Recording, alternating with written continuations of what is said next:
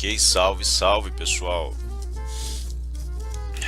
Aqui é o Rafa e hoje eu estou inaugurando, estou abrindo pela primeira vez aquilo que é para ser uma série de arquivos de áudio, um podcast para vocês. E esses arquivos de áudio vão predominar no canal agora semana a semana, para vocês poderem evidentemente baixar e para vocês poderem ouvir algumas coisinhas sobre filosofia. Semana a semana eu vou colocar alguns temas para vocês e eles vão coincidir com as discussões que eu estou fazendo ao longo dessa semana, sempre ao longo da semana que passou, né? Ou ao longo da semana que vai vir. Esses podcasts vão coincidir com as discussões que eu estou fazendo ao longo do meu trabalho em loco, ao longo do meu trabalho de semana. Então são comentários a respeito da semana, são aí comentários filosóficos nesse podcast, tá? Eu gostaria na realidade de trazer aqui algumas discussões que talvez não sejam discussões que a gente possa fazer usualmente no nosso trabalho, alguns aprofundamentos, algumas brincadeiras, algumas comparações, até mesmo algumas questões um pouquinho ensaísticas, que nem sempre a gente tem oportunidade de discutir quando a gente está num ambiente mais formal, debatendo filosofia. Nem por isso essas questões vão deixar de ser questões próprias de uma discussão filosófica. Então, assim, esse podcast ele tem evidentemente uma utilidade técnica, mas ao mesmo tempo ele serve como uma espécie de diversão aqui para a galera que curte filosofia.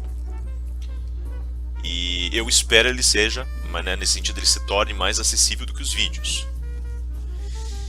E para começar essa primeira semana, eu queria justamente brincar e comentar algumas questões a respeito de um modelo de filosofia que acaba servindo aqui de base para a gente trabalhar tantos outros aspectos da filosofia daqui por diante. Mas ao mesmo tempo eu queria casar um pouco dessa filosofia basilar, dessa filosofia fundamento, dessa filosofia original, com alguns elementos que me parecem fazer parte de uma tratativa muito particular. Eu estou me referindo aqui especificamente à filosofia constituída na modernidade, notadamente o movimento racionalista, e estou me referindo também, num segundo momento, à possibilidade da gente fazer costuras literárias na construção da filosofia, tá? Por que fazer essa escolha de método? Isso é uma questão um pouquinho mais delicada, mas né, eu pessoalmente gosto dessa escolha partindo da observação de alguns autores, como por exemplo o Nietzsche, o Émile Cioran, até mesmo um pouco do Heidegger. Eles são três autores, são três filósofos que trazem para nossa consideração, ao lado de tantos outros, na verdade, ao lado de tantos outros pensadores, eles trazem para nossa consideração o significado central do papel da construção literária e da construção narrativa na formação do pensamento. Eu posso citar tantos outros aí, evidentemente, alguns dos quais a gente vai comentar aí ao longo desse podcast, notadamente de hoje, né? Então, Goethe, por exemplo, Lukács, né? Georg Lukács, que na realidade nós não vamos aqui considerar propriamente como um filósofo, né? Mas de todo modo, o Lukács tem trabalhos fantásticos com base na construção literária. A gente pode considerar o próprio filólogo Umberto Eco, Georges de Mézil. Então, a gente tem aqui um leque muito extenso de filólogos, de filósofos, de pensadores, de uma forma geral, que se servem aí da construção narrativa e da organização da filosofia para tentar explicar um pouco daquilo que nós construímos a título de pensamento. E eu vou me servir desse método, né? Por que me servir desse método e por que buscar nesse método algumas respostas? A questão central dessa metodologia é que a construção filológica ela traz à tona algumas representações e alguns modelos de significação, e a gente tem uma bifurcação do problema aqui. Num primeiro momento, essa relação ela tem um ponto de interesse muito curioso, até porque a questão da significação ela pode descambar muito facilmente para a construção de determinados enganos, teriam sido chamados na literatura moderna, notadamente na literatura empirista, de ídolos do conhecimento. Aqui eu me sirvo do Francis Bacon especificamente, né? E isso significa que analisar e dissecar as estruturas internas da produção de uma linguagem qualquer, seja essa linguagem uma linguagem de significação, seja essa linguagem, uma linguagem simbólica, toda a análise envolvida nessa carga, ela te permite, de alguma maneira, saltar para além dos limites da linguagem que você está apresentando, que você está propondo, e ao mesmo tempo estabelecer uma crítica que te permite superar, até mesmo talvez degradar, superar e substituir esses ídolos.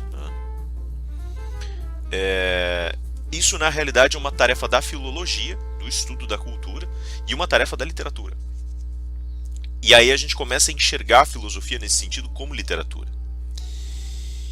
E não só nesse podcast, mas ao longo de todo o trabalho que eu tenho tentado realizar, ao longo de todo o trabalho que a gente tem tentado realizar em grupo, a gente tem tentado trazer à tona esses elementos e tem tentado demonstrar o papel de uma potencial narratologia, de uma potencial metodologia dirigida para essas construções dentro do contexto da produção de uma filosofia propriamente dita. Veja, não é só que a literatura se constitua aqui como um modelo metafórico, como um modelo exemplar de produção de certas filosofias, ou como um terreno de produção de expectativas filosóficas ou expectativas humanas. Essa visão mais metafórica, essa visão do laboratório de experiências dos sentimentos, do laboratório de experiências da catarse, do laboratório de experiências ou de experimentações literárias, que é uma visão kunderiana da literatura, né? Ele já vai traçar lá atrás na insustentável leveza do ser, isso fica super evidente na maneira como ele constrói a narrativa ali, né? Essa leitura que está sendo colocada aqui, ela não é a única possível e ela não é restritiva da produção filosófica. A filosofia ela pode ser produzida enquanto uma forma literária. E aí eu me baseio sobretudo numa observação que o Heidegger faz, quando ele remete especificamente à própria concepção da compleição do filósofo. O Heidegger ele vai dizer lá para nós que o filósofo nada mais é do que um poeta sem palavras. E ele se serve muito, sobretudo na filosofia pós-ser e tempo dele, de alguns autores que são especialmente caros a ele, notadamente Georg Trakl, né, um poeta que vai trabalhar algumas das questões existenciais que ele tenta dissecar na obra dele, só que através dos seus poemas, através dessa transição para uma realidade espiritual dos seus poemas. O próprio Hans-Georg Gadamer, que foi aluno do Heidegger, vai também se servir desses autores e vai se concentrar sobretudo em Hölderlin, em algumas das suas obras. O Hölderlin foi justamente um grande tragediógrafo, um grande produtor, um grande produtor de literatura, um grande escritor. E nesse sentido também trouxe à tona várias questões de cunho existencial, algumas delas atendendo mais especificamente ao tracejado hermenêutico. E aí você tem, por exemplo, né, duas situações em que dois autores de uma mesma escola, a gente não usa o termo escola, né, é meio errado, bem errado na verdade usar o termo escola, mas enfim, é uma das questões que nós vamos discutir, mas enfim, eles são da mesma linhagem filosófica ainda. O Gadamer foi aluno do Heidegger, e nesse sentido os dois se servem dessa questão da produção da filosofia dentro de um contexto específico que nos leva a trabalhar a filosofia enquanto literatura, um modelo de literatura, mas como um modelo de literatura talvez mais elevado, mais digno, né? Aquele mais elevado em dignidade, no sentido específico de atender a uma questão, qual seja a questão das ordens existenciais contempladas atrás da discussão escrita. Então, assim, é por isso que eu prefiro buscar essa metodologia, não só nesses podcasts, mas em tudo que nós podemos chamar de trabalho filosófico.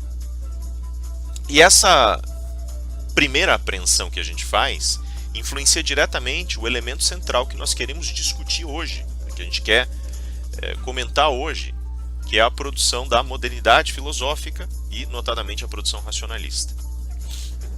Veja que o racionalismo ele tem uma origem um pouco curiosa, ele tem uma gênese um pouco curiosa. A gente bem sabe que a modernidade começa como uma grande crítica, como uma crítica global às construções filosóficas da Idade Média e, em virtude disso, as construções filosóficas pavimentadas por uma ordem religiosa. E aí, justamente, nós vamos ter algum leque de observações possíveis. que vai desde a construção do método até a organização de traços céticos em vários aspectos, em vários lugares dessa produção filosófica. Agora, uma coisa que a gente não está muito acostumado a trazer à tona quando a gente faz essa discussão, talvez até mesmo pela própria natureza mais incisiva do racionalismo, é a discussão lírica e catártica que existe no fundo dessas preocupações. E em parte a gente geralmente suscita essa discussão lírica pelo chavão hegeliano, que vai dizer para nós que a modernidade literalmente separa o homem daquela tutela divina e faz com que o homem tenha que buscar respostas perante o infinito sozinho. E a gente resume isso geralmente pelo sentimento de orfandade. Tem um pouco mais nesse entorno que eu gostaria de colocar, e aí justamente entram as construções metafóricas desse problema filosófico. Por exemplo, eu gostaria de fazer a ligação aqui entre algumas alegorias que podem ser empregadas. Na verdade, duas alegorias e um mito. Na realidade, um mito um pouco polarizado e simples, né? Mas as duas alegorias que eu gostaria de comentar são justamente as alegorias presentificadas, apresentadas para nós, na figura do demônio, quando ela é exposta em algumas obras literárias. Uma primeira obra literária do período elisabetano, uma segunda obra literária que resulta de um estudo bastante extenso de algumas lendas medievais, e daí acaba espocando lá na modernidade tardia durante o romantismo poético como uma obra mais forte. E na verdade a terceira historieta que eu gostaria de contar é a historieta de Paganini. Mas essas três histórias, para mim, elas estão interligadas, e o que mais me interessa é mostrar a interligação que existe para que essas histórias venham a convergir. Por que eu estou falando disso? Veja, no momento em que nós comentamos a modernidade como um espaço de atingimento de certa independência em relação a todas as ordens de característica religiosa, pelo menos no campo da produção da razão e no campo da produção do conhecimento, nós também flertamos com uma noção muito curiosa, que é a da possibilidade de uma autoimunização do discurso filosófico medieval em relação a essas tentativas de produção de fissuras, de produção de críticas. E eu não me refiro aqui especificamente ao critério herético, né, o critério das heresias. Eu me refiro especificamente às produções míticas que impedem o pensamento medieval de ser um pensamento desobediente, um pensamento rebelde, um pensamento de contraposição. Se a gente pegar, por exemplo, o fundamento do pensamento cartesiano, ele parte de uma base conhecida, né, já bastante conhecida, de três sonhos produzidos que vão conduzir à organização da filosofia dele. Isso é discutido à exaustão em vários autores. O Michel Onfray debate esse tema, o Marcel Concho debate esse tema na obra dele. A gente vai encontrar observações disso no Jean-François Mattei. Então é um fato conhecido, né? Ou em tantos outros livros sobre Descartes, a gente encontra essa observação. Descartes, ele estaria hospedado numa pensão e numa noite ele teria tido 3 sonhos em sucessão, e desses 3 sonhos ele teria derivado a obra dele. Veja, um dos sonhos, o sonho inaugural dessa dinâmica que vai levar à produção de uma filosofia nova, é curiosamente um sonho que parte dessa crença religiosa, dessa intimidade religiosa cartesiana. Ele tá basicamente dormindo, reza a lenda que uma brasa, que eu vou reproduzir mais ou menos o sonho rapidamente, né, mas cai uma brasa no assoalho, aquela brasa chia, ele meio que desperta e ainda meio sonolento olha para as chamas e acha que tem alguma coisa chiando das chamas para ele, algum espírito demoníaco querendo pegá-lo. E aí ele faz uma oração ainda deitado, tentando se aquecer, tranquiliza o coração dele e vai dormir. E é justamente esse sonho que eu quero exaltar mais, né? Geralmente eu trabalho os outros 2 mais, mas agora eu queria justamente puxar esse. Porque a sensação que Descartes tem num primeiro momento, essa sensação que passa a permear os sonhos que se seguem justamente e que vão permitir a ele capacitar essa crítica mais feroz, esse ceticismo mais feroz, mas ao mesmo tempo tentar elaborar um plano para que esse ceticismo seja um teste de fé e não a decadência final da fé dele. Essa linha de raciocínio começa quando ele põe para ele mesmo essa crença fundamental em algo que mais para frente o Goethe vai chamar de distinção entre o demônico e o demoníaco. E aí, o que acaba acontecendo? Ele entende, em sentido próprio, que o que está naquela chama e o que desperta essa sensação nele, essa sensação de horror nele, é algo que pretende a morte dele, que pretende a destruição dele. Isso é uma característica típica da figura demoníaca. E aqui começa uma escalada catártica que não fica evidente na primeira produção ou na produção daquele mainstream da filosofia racional, que é o fato de que o sentimento de orfandade que o Hegel coloca lá na frente, esse sentimento de estamos sozinhos no universo, ele na verdade advém de um problema um pouquinho mais profundo. Veja, quando nós falamos sobre essa questão do demoníaco propriamente dito, nós estamos falando sobre a presença, né, a exemplo lá do texto do William Golding, de um inimigo que quer ver a gente destruído efetivamente. Ele não tem... Ele é representado especificamente por essa impossibilidade de abertura de diálogo em seu sentido mais profundo. E essa impossibilidade de abrir diálogo mostra uma entificação, vamos colocar dessa forma, uma entificação daquele abismo do qual nós todos acabamos partindo e para o qual nós todos retornamos. O demoníaco, portanto, ele é representação dessa intenção escatológica da existência contra a gente.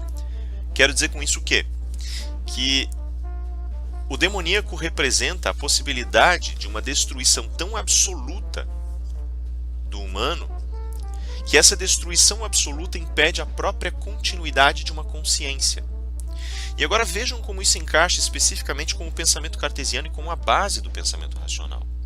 O Descartes ele parte do princípio que a gente chama de cogito ou cogito, né? O princípio do cogito ou cogito, ou cogito, como alguns dizem, cogito. Né? E esse princípio do cogito ele tem uma relação um pouco dura na sua tradução. Nós costumamos traduzi-lo por penso, logo existo. Tem um problema sério com essas vírgulas aí que não vale a pena discutir agora, muito embora seja um problema de linguagem, seja um problema importante para saber exatamente o que estava sendo dito nessa sentença. Mas esse cogito, essa ideia de cogitar, do cogitans, cogito, ela é um pouquinho mais complicada porque ela não envolve só a noção de poder pensar como nós a compreendemos. Esse cogito, na realidade, envolve um espaço que é refletido pelo processo de pensamento no sentido do logos grego, no sentido da produção de um discurso que pode ou não ser partilhado através de palavras fisicamente postas no mundo, mas que é intimamente associado com a produção discursiva, logo justamente no sentido de pensamento e discurso como uma coisa só. Agora, não se trata só disso, já que para Descartes o pensamento surge de um processo profundo de dúvida. E esse processo profundo de dúvida demarca aí a preocupação que ele tem com a continuidade da consciência, com a persistência da consciência. A consciência, nesse sentido, é essa dúvida fundamental em relação a todo o real, e essa dúvida traz um complicador. A gente sempre comenta, quando estuda Descartes, que isso significa duvidar, inclusive, da existência que põe uma verdade superior que seja capaz de incitar na gente a busca da verdade, e, portanto, que plante a semente para a própria dúvida. E aí nós duvidaríamos da existência de Deus. Mas não se trata especificamente disso. Na verdade, trata-se de uma maneira um pouco mais contundente de um segundo plano de dúvidas. Se num momento Descartes vai propor essa ideia e vai exigir que a gente duvide da existência de Deus, muito embora ela seja imprescindível para criar essa vontade de verdade na gente, muito embora ela seja imprescindível para existir num terreno mais perfeito e contrastar essa perfeição mais elevada com as imperfeições do mundo, então também é necessário que a gente considere, por outro lado, que o Descartes, quando pensa isso, está se posicionando diante da maior força demoníaca que ele poderia encontrar. qual seja a de uma dúvida fundamental que não se traduz como tentativa de busca de uma verdade planificada, mas antes de tudo a dúvida da continuidade e persistência dessa consciência. É um fato que ele entende o pensamento enquanto performance como garantia da sua existência aqui e agora. Só que o problema que ele coloca é mais profundo, porque a consciência não precisa necessariamente persistir existindo. Pessoas morrem. Por conta disso, Heidegger vai lá na frente falar sobre esse viver para a morte. E o Descartes, no sentido próprio, entende isso também. E ele sabe que a consciência não necessariamente vai persistir, perdurar, continuar. Nele, contudo, essa dúvida ela se traduz sobretudo quando a consciência falha em descobrir certas verdades. Nesse momento ela cessa. Ela não se justifica por si mesma. Ela encontra o termo dela, a morte dela perante um espaço, um universo metafísico que é só dúvida, que é só coisas que se desconhecem. E por conta disso, essa consciência tem os seus limites e se confronta. Ela aparece de frente, esse inimigo supremo, esse inimigo fundamental, que ele vai acabar traduzindo no gene ruim, mas que na realidade acaba sendo um pouco maior do que ele espera. O Goethe ele tem uma segunda leitura sobre isso que é bem interessante, é justamente a leitura do demônico. Quando o Goethe fala, por exemplo, sobre essa diferença entre demoníaco e demônico, ele na verdade vai usar uma terminologia curiosa. Ele fala, por exemplo, de Mefistófeles, do Mefistófeles dele como demoníaco, já que o Mefistófeles do Fausto seria essa força dirigida para a destruição humana. Só que ele chega a ser lírico nessa destruição, e isso é o curioso. Ele é mavioso, ele é sinuoso nessa destruição, ele convida o homem a se destruir. Muito embora ele seja destrutivo e queira ver a ruína do ser humano, ele não dá conta disso. Porque afinal das contas ele não tem tanta força na leitura goetiana. Ele precisa que o humano se engane, que o humano se destrua. Ele precisa de uma força praticamente trágica ou literária na destruição humana. Ele se alimenta da tragédia. Por isso, quando ele tenta o Fausto, é o Fausto que tem que fazer a escolha errônea, é o Fausto que tem que ser iludido, é o Fausto que tem que ser a força da própria destruição no final das contas. Sobretudo em seu desejo. Ele não está lutando uma batalha contra Fausto, ele está lutando uma guerra metafísica contra as próprias ansiedades humanas e contra o próprio desejo humano. Mas o demoníaco, para ele fica um passo além daquilo que é chamado de demônico, que só fustiga, tenta e força o homem a melhorar. Literalmente força o homem a encarar o seu destino e faz com que o homem saia renovado. No final das contas é um pouco o que acaba acontecendo na obra dele. O Fausto acaba redimido, mas ele sofre e ele pode ser condenado. Muito embora ele não saiba, não conheça a plenitude das consequências do que fez, daí a redenção, a potencial redenção dele, ele ainda assim age de maneira ruim, ainda assim age de maneira perniciosa. O Goethe ele traz uma compreensão um pouquinho diferente daquela compreensão cartesiana, talvez justamente porque não se trate antes de tudo da morte da consciência ou da letalização da consciência, mas da inviabilidade da ação.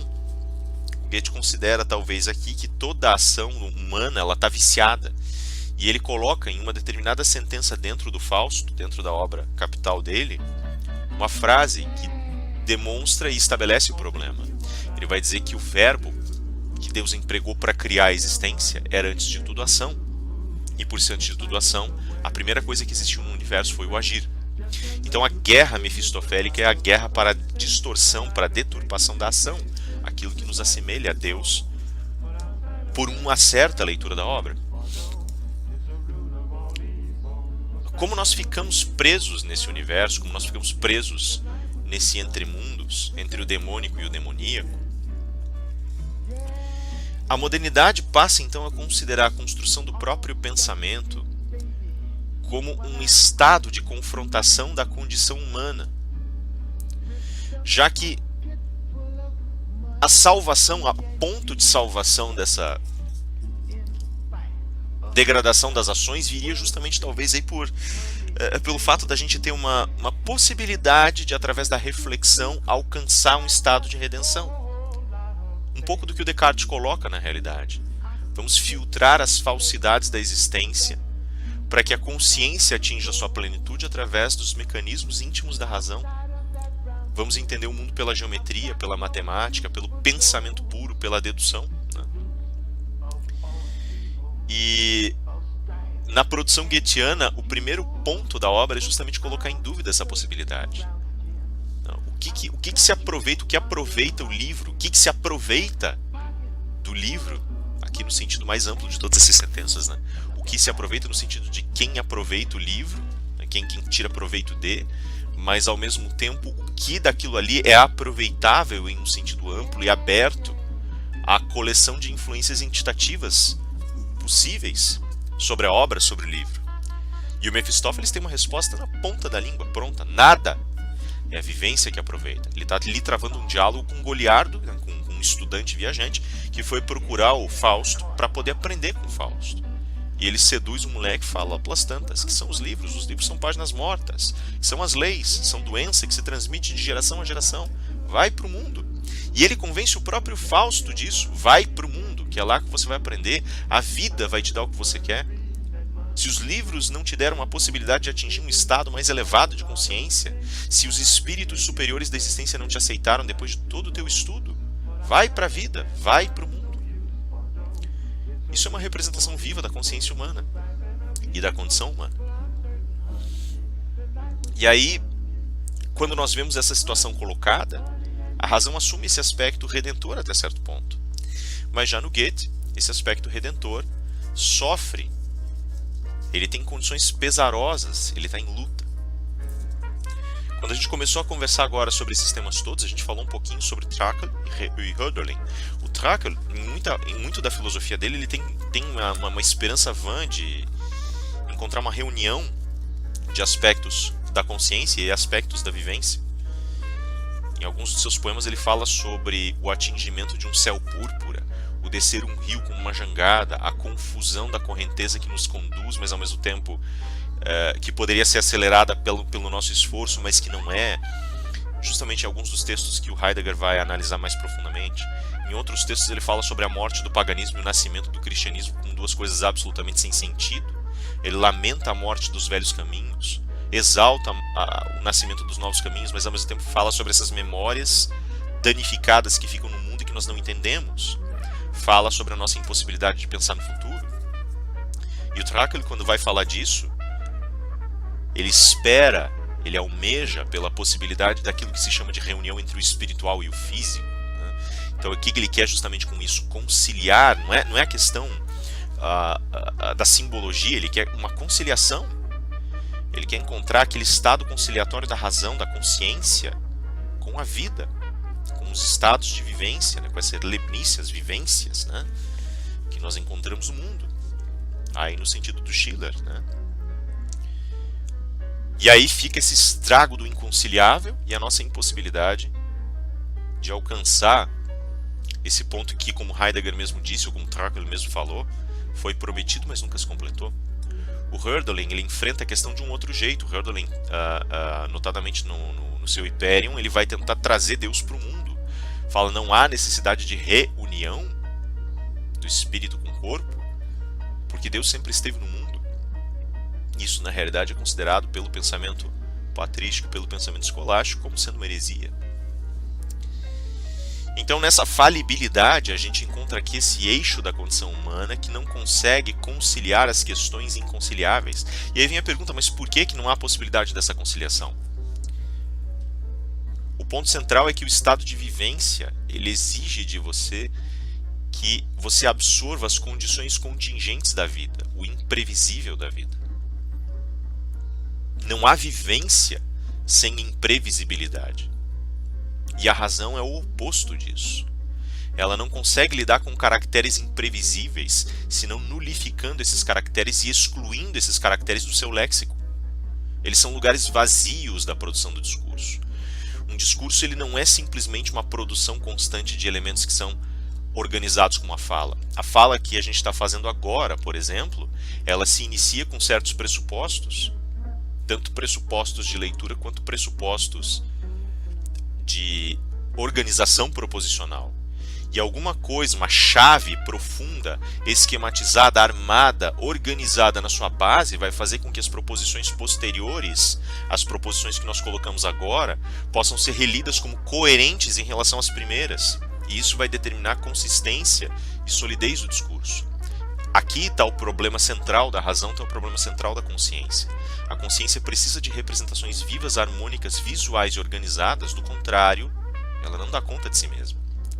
Ela não se permite se interromper, mas a realidade é interrupção do real.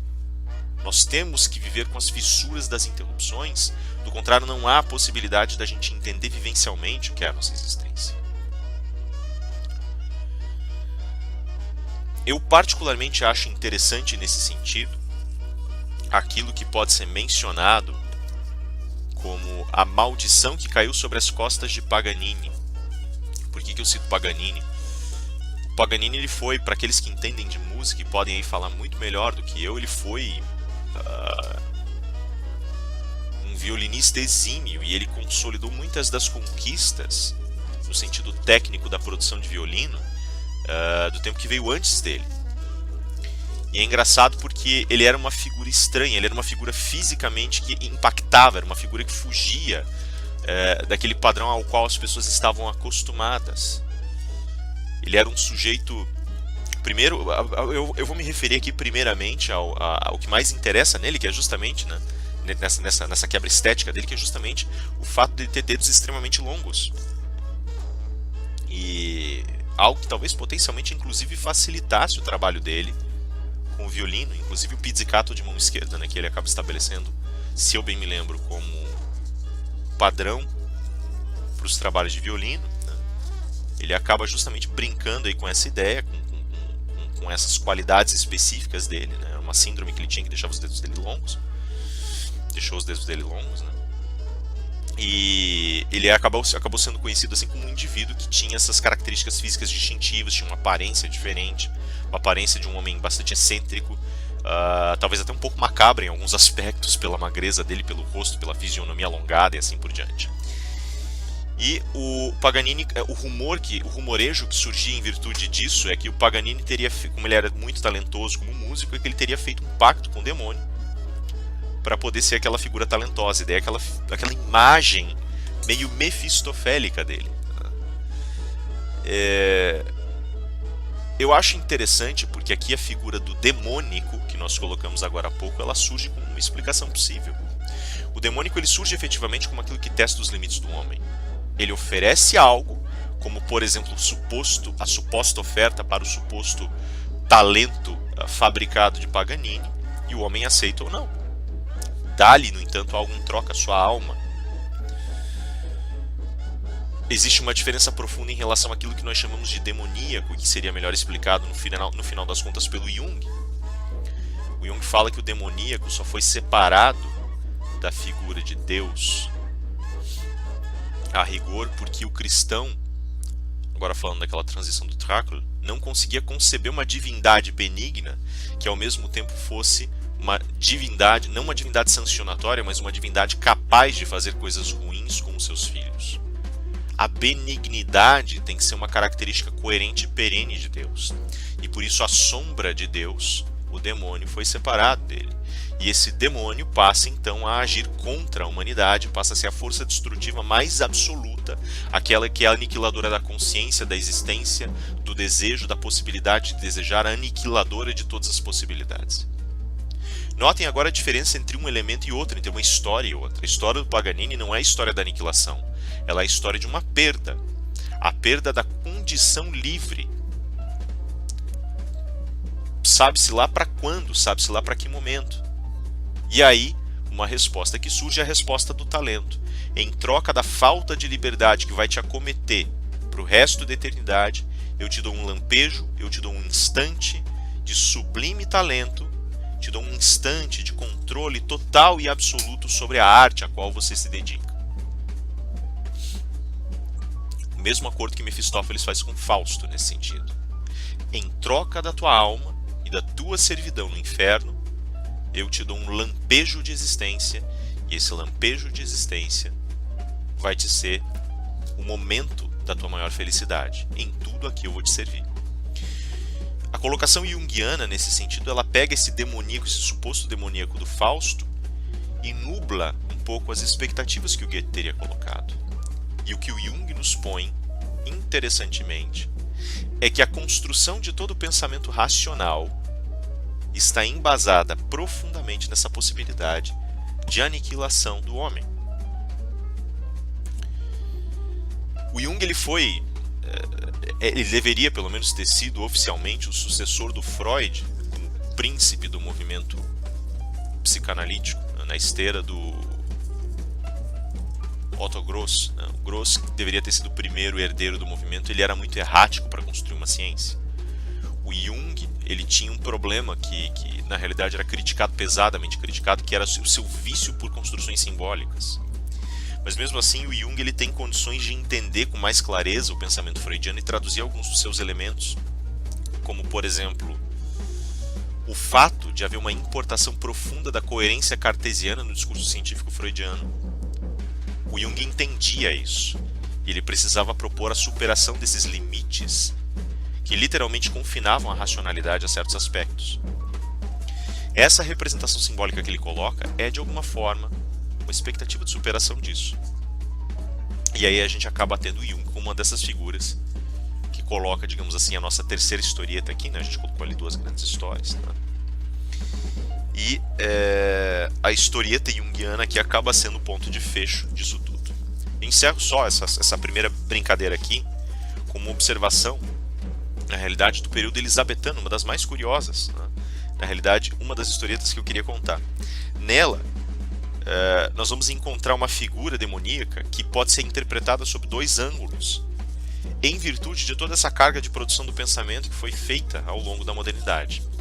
Num primeiro momento, a gente tem, por exemplo, a figura do demônio como sendo entendida como aquela figura acovardada e que faz guerra por orgulho. E num segundo momento, a gente tem a figura do demônio como sendo a figura daquele indivíduo que romanticamente quis a independência em seu estado mais profundo, no estado ôntico, no estado ontológico, no estado genuíno das qualidades essenciais, mas não conseguiu alcançar. Que eu me refiro especificamente à obra Paraíso Perdido, uma obra que eu amo de paixão. A gente discutiu na tese que toda vez que eu tenho oportunidade de falar desse tema, eu acabo trazendo à tona. A interpretação elisabetana do texto mostra o demônio como sendo mesquinho, covarde, orgulhoso e assim por diante. E a interpretação romântica mostra essa figura de um herói trágico que teria se rebelado contra Deus e luta agora por independência, duvida, tem medo e assim por diante, mas antes de tudo porque sabe do poder de Deus, mas quer viver livre. Essas duas interpretações elas não são reflexivas de duas possibilidades literárias, mas de duas condições do homem moderno.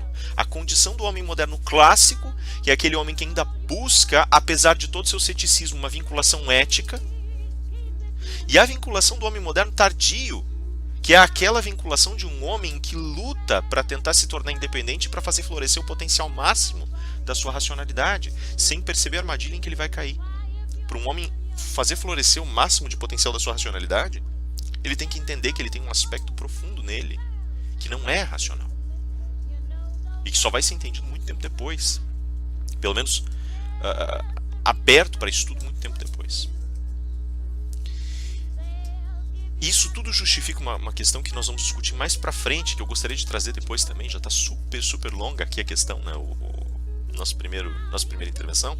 Mas eventualmente eu gostaria de voltar a esse ponto, fazendo a discussão desse caráter conflitivo da natureza humana, segundo a leitura de um outro racionalista, o Immanuel Kant. Ele vai fazer essa colocação notadamente nos seus Fundamentos da Moral e lá na Doutrina do Direito. Esses dois textos ele vai brincar com essa noção. E aí a gente fica com essa mensagem final dentro desse contexto todo. A modernidade ela mostra para nós essa questão mais dolorosa, mais árida e mais difícil da condição humana. Eis aí, portanto, algumas observações, algumas brincadeiras podem surgir no contexto da filosofia. Essa aqui é só a primeira, na realidade eu deixei isso aqui um pouguinho mais longo, porque é o primeiro podcast que a gente vai fazer, a primeira brincadeirinha que a gente vai fazer.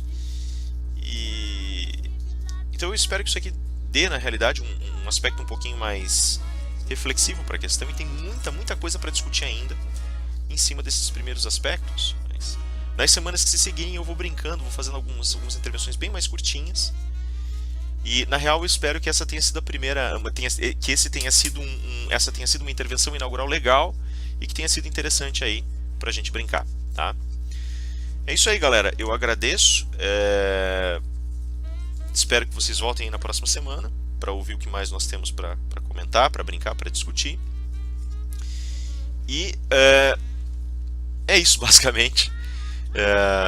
Espero ver a todos aqueles que eu conheço pessoalmente. Espero ver a todos e matar saudades aí durante a semana. Aos demais que porventura não conheça, né? Apareceram algumas pessoas ali no canal.